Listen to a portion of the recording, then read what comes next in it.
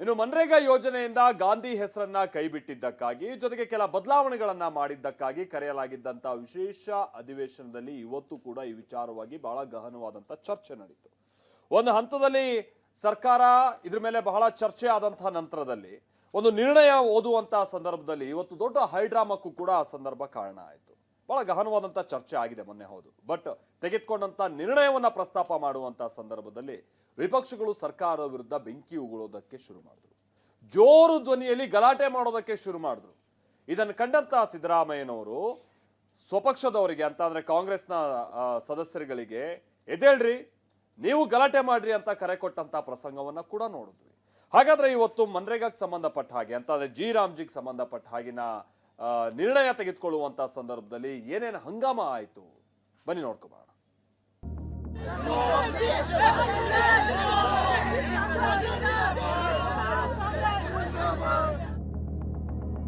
Gandhi versus G Ramji, ಸದನದಲ್ಲಿ ಗದ್ದಲ, ಕೋಲಾಹಲ.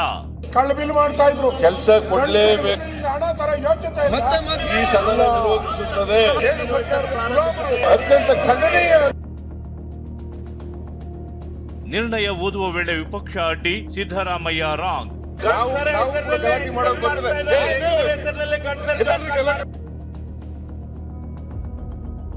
ಸರ್ಕಾರದ ನಿರ್ಣಯ ವಿರೋಧಿಸಿ ಕೇಸರಿ ಪಡೆ ಮಹಾಸಂಗ್ರಾಮ. ಇಲ್ಲಿ ಬಂದು ಅಧಿವೇಶನದಲ್ಲಿ ಈ ನಿಯಮ ಬಾಹಿರವಾಗಿ ಕೇಂದ್ರ ಸರ್ಕಾರದ ಟೀಕೆ ಮಾಡುವಂತದ್ದು ಎಷ್ಟು ಸರಿ? ಗಾಂಧಿ ಹೆಸರನ್ನೇ ಕೈಬಿಟ್ಟಿದ್ದಕ್ಕೆ ಕಾಂಗ್ರೆಸ್ ಕೊತ ಅಂತಿದೆ. ಕೇಂದ್ರ ಸರ್ಕಾರದ ನಡೆಗೆ ಸಿದ್ದರಾಮಯ್ಯ ಸರ್ಕಾರ ಬೆಂಕಿ ಉಗುಳುತ್ತಿದೆ. ಮನ್ರೇಗಾ ಯೋಜನೆ ಹೆಸರನ್ನ ವಿಬಿಜಿ ರಾಮ್ಜಿ ಅಂತ ಬದಲಾಯಿಸಿದ್ದಕ್ಕೆ ಕೈಪಡೆ ಸಮರ ಸಾರಿದೆ. ಮನ್ರೇಗಾ ವಿಚಾರವಾಗಿಯೇ ಚರ್ಚೆಗೆ ವಿಶೇಷ ಅಧಿವೇಶನ ಕರೆಯಲಾಗಿತ್ತು. ಜನವರಿ 31ಕ್ಕೆ ಮುಗಿಯಬೇಕಿತ್ತು. ಆದ್ರೆ ಅಧಿವೇಶನ ವಿಸ್ತರಣೆಗೆ ಬಿಜೆಪಿ ಒತ್ತಾಯ ಹಿನ್ನೆಲೆ 2 ದಿನ ಅಧಿವೇಶನ ವಿಸ್ತರಣೆಯೂ ಆಗಿತ್ತು. ಆದ್ರೆ ವಿಧಾನಸಭೆಯಲ್ಲಿಂದು ದೊಡ್ಡ ಹಂಗಾಮವೇ ನಡೆದು ಹೋಗಿದೆ. ಕಳ್ಳಬಿಲ್ ಮಾಡ್ತಾ ಇದ್ರು, ಕೆಲಸ ಕೊಡಲೇಬೇಕು. 3 ದಿನ ಕೆಲಸ ಗಲಾಟೆ ಮಾಡೋದು ಬರ್ತದೆ.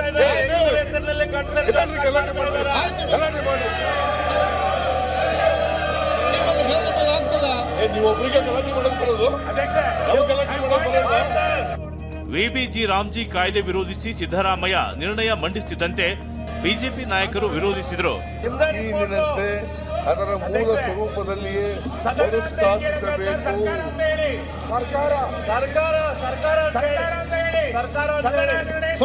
ಎಂದು ಈ ಸದನವು ಕೇಂದ್ರ ಸರ್ಕಾರವನ್ನು ಒತ್ತಾಯಿಸುತ್ತದೆ.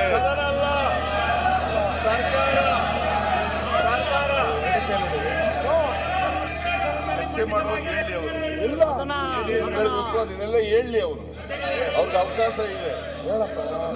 ನಾನು ಈ ಸದನ ಇಲ್ಲ, ಈ ಸದನ ವಿರೋಧಿಸುತ್ತದೆ, ಈ ಸದನ ಸ್ವೀಕರಿಸುತ್ತದೆ ಅಂತ ಹೇಳಿ ಅದು ವಿರೋಧ ಮಾಡುವುದು. ಬಿಜೆಪಿ ನಾಯಕರಿಗೆ ಕೇರ್ ಮಾಡದ ಸಿಎಂ ಮತ್ತೆ ನಿರ್ಣಯ ಓದಿದ್ರು.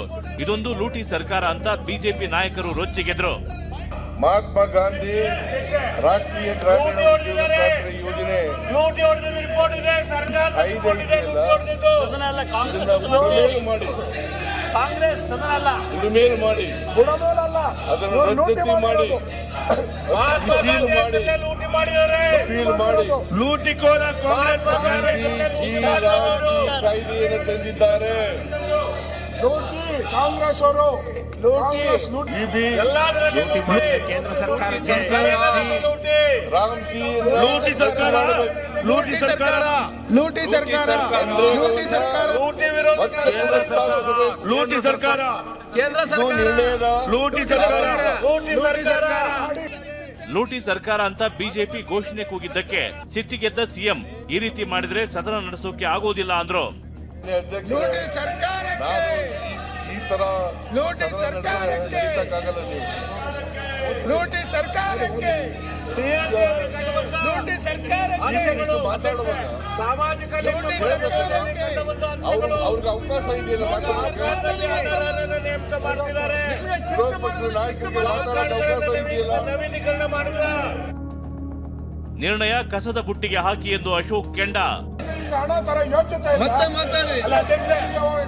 ಈಗ ಮಾನ್ಯ ಅಧ್ಯಕ್ಷರೇ, ಈ ಕಾಯ್ದೆ ಇದೆಯಲ್ಲ, ಈ ಇದೆ ಗ್ರಾಮೀಣ ಪ್ರದೇಶದಲ್ಲಿರ್ತಕ್ಕಂಥ ಮಹಿಳೆಯರಿಗೆ, ದಲಿತರಿಗೆ, ಹಿಂದುಳಿದವರಿಗೆ, ಆದಿವಾಸಿಗಳಿಗೆ ನಿಮಗೊಬ್ಬರಿಗೇನೆ ಮಾತಾಡೋಕೆ ಬರೋದಾ, ನಮಗೂ ಬರುತ್ತೆ ಅಂತ ಸಿದ್ದರಾಮಯ್ಯ ಬೆಂಕಿ ಉಗುಳಿದ್ರು. ಕೆಲಸ ಕೊಡ್ಲೇಬೇಕು, ಕೆಲಸ ಕೊಡ್ಲೇಬೇಕು. 3 ದಿನ ಕೆಲಸ ಗಲಾಟೆ ಮಾಡೋಕೆ ಬಂದ್ರೆ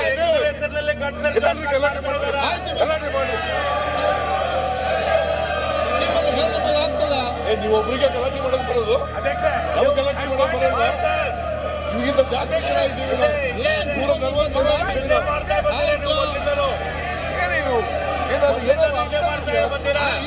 140 ಏನ್ ಹುಡುಗಾಟಿಕೆ ಆಡ್ತೀರಾ ಎಂದು ಸಿದ್ದರಾಮಯ್ಯ ಕಿಡಿ.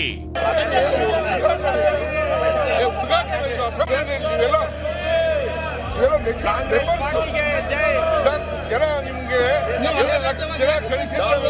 ಬಿಜೆಪಿ ನಿಮ್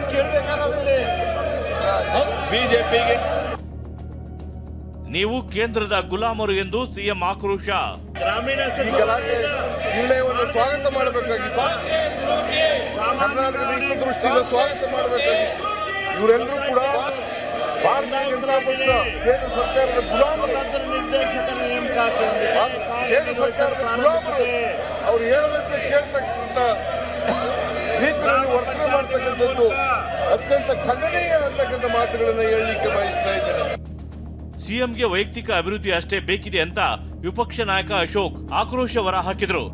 ಇಲ್ಲಿ ಬಂದು ಅಧಿವೇಶನದಲ್ಲಿ ಈ ನಿಯಮಬಾಹಿರವಾಗಿ ಕೇಂದ್ರ ಸರ್ಕಾರದ ಟೀಕೆ ಮಾಡುವಂಥದ್ದು ಎಷ್ಟು ಸರಿ? ಸಿದ್ದರಾಮಯ್ಯವ್ರಿಗೆ ರಾಜ್ಯ ಅಭಿವೃದ್ಧಿ ಬೇಕಾಗಿಲ್ಲ, ಅವ್ರ ಅಭಿವೃದ್ಧಿ ಆಗಬೇಕು, ಅವ್ರ ಪಾರ್ಟಿಯವ್ರ ಅಭಿವೃದ್ಧಿ ಆಗಬೇಕು. ಅವ್ರದ್ದು ಎಲ್ಲೆಲ್ಲಿ ಎಲೆಕ್ಷನ್ ನಡೀತೋ ದೇಶದಲ್ಲಿ ಅಲ್ಲಿಗೆಲ್ಲ ಹಣ ಕೊಡಬೇಕು. ಅದೇನೇ ಹೇಳಿ ಮನ್ರೇಗಾ ಕಿಚ್ಚು ನಿಲ್ಲದಾಗಿದೆ. ಬಿಜೆಪಿ ಕಾಂಗ್ರೆಸ್ ಮಧ್ಯೆ ಸಂಗ್ರಾಮಕ್ಕೆ ಕಾರಣವಾಗಿದೆ. Bureau report, TV9.